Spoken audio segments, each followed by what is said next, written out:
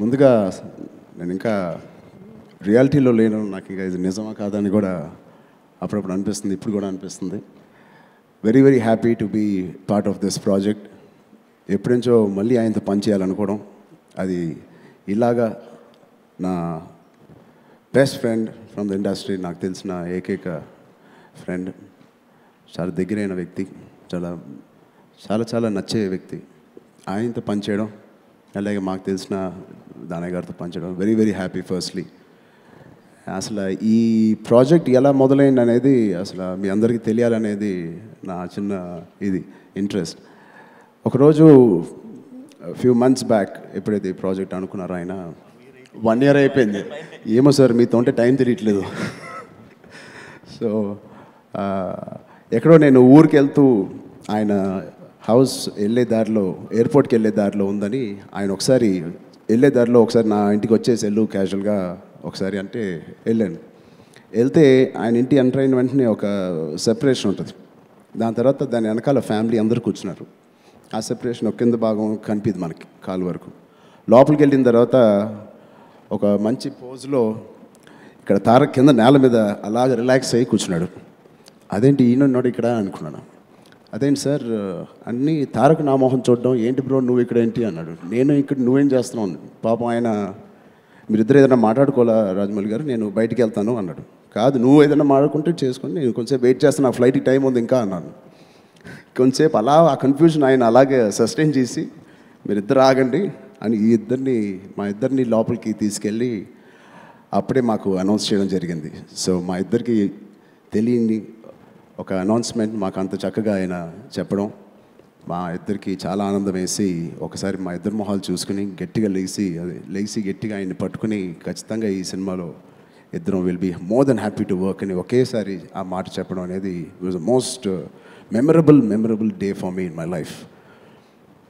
And దాని తర్వాత next second తీసిన ఫోటోనే మేము ముగ్గురం ఆ సోఫా మీద కూర్చుని we are going to do something అని తీసిన ఫోటోనే మీరు అందరూ చూశారు.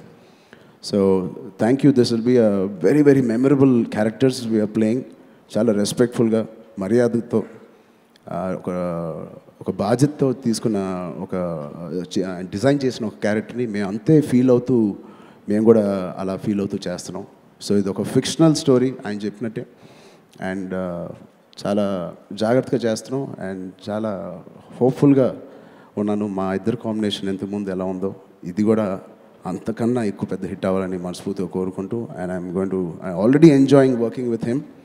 అండ్ ఇంకా మా ఇద్దరు స్కెడ్యూల్స్ ఇంకా గట్టిగా స్టార్ట్ అవ్వలేదు. I'm looking forward to working with my brother Tarak. Thank you so much Tarak darling. పాత్రికేయ మిత్రులందరికీ నమస్కారం. ఇక్కడికి మామూలుగా ఇందాక ఎక్స్ప్రెస్ చేస్తున్నాను జక్కన్తో, ఎప్పుడైనా చిన్న ప్రెస్ కాన్ఫరెన్స్ జరిగినప్పుడు కొంచెం చాలా కాన్ఫిడెంట్గా వస్తాను. బట్ ఎందుకో ఈసారి కొంచెం చాలా నర్వస్గా ఉంది, చాలా ఓవర్వెల్మింగ్గా ఉంది.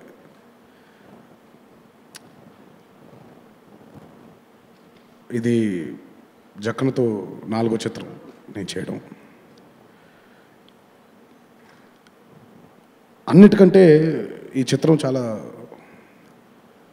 ఒక స్పెషల్ ఫిల్మ్గా నా కెరీర్లో మిగిలిపోతుంది. ఎందుకనంటే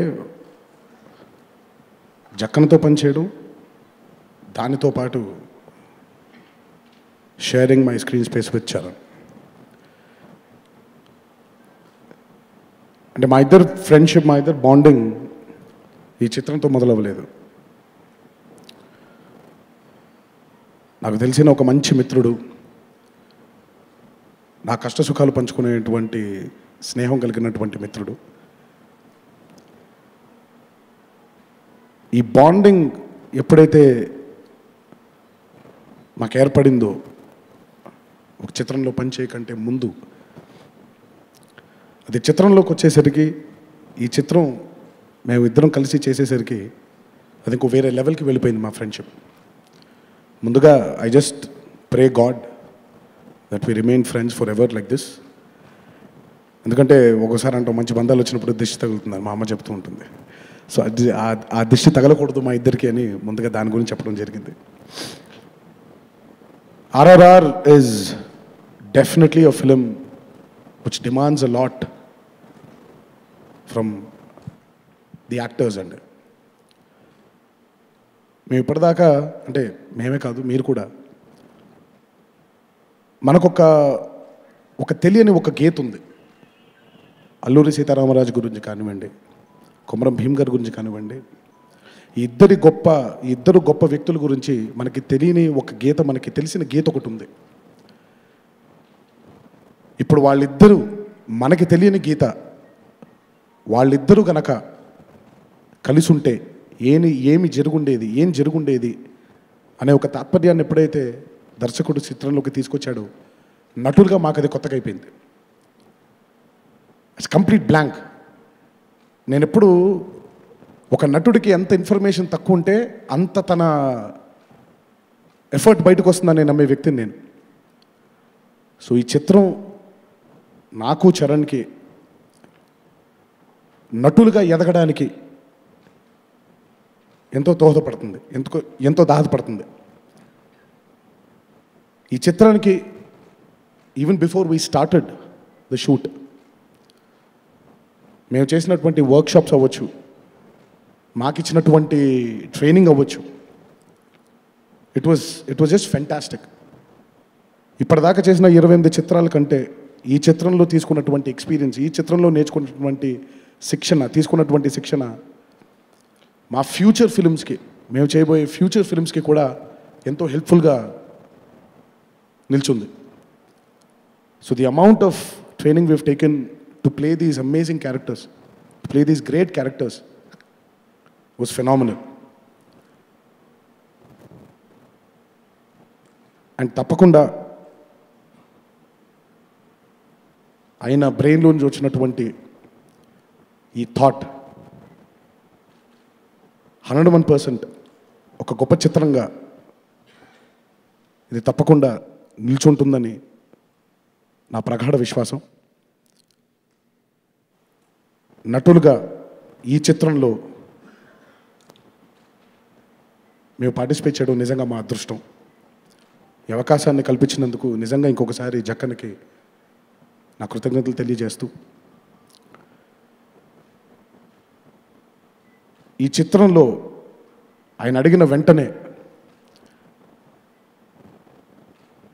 నాతో ఏకీభవించి ఒక్క సెకండ్ కూడా ఆలోచించుకోకుండా, ఎటువంటి భేషజాలు లేకుండా ఈ స్క్రీన్ స్పేస్ని షేర్ చేసుకోవడానికి చరణ్ ఒప్పుకున్నందుకు నిజంగా hats off to you brother. And I'm very proud today that మా జనరేషన్లో we've made this happen. And it happened only because of the confidence we have on Jakkan, the confidence we have on our friendship. So ఈ confidence తప్పకుండా రేపొద్దున ఈ చిత్రానికి ఒక పాజిటివిటీగా మారి ఒక అద్భుతమైన ఎక్స్పీరియన్స్కి ప్రేక్షక దేవుళ్ళందరూ లోన్ అవుతారని నేను మనసావాచ కర్మన నమ్ముతున్నాను. Thanks lot for this opportunity. ఇంకా అసలు ఎలాగో Q&As ఉంటాయి, ఇంకొన్ని విషయాలు అప్పుడు మాట్లాడుకుందాం. Thank you.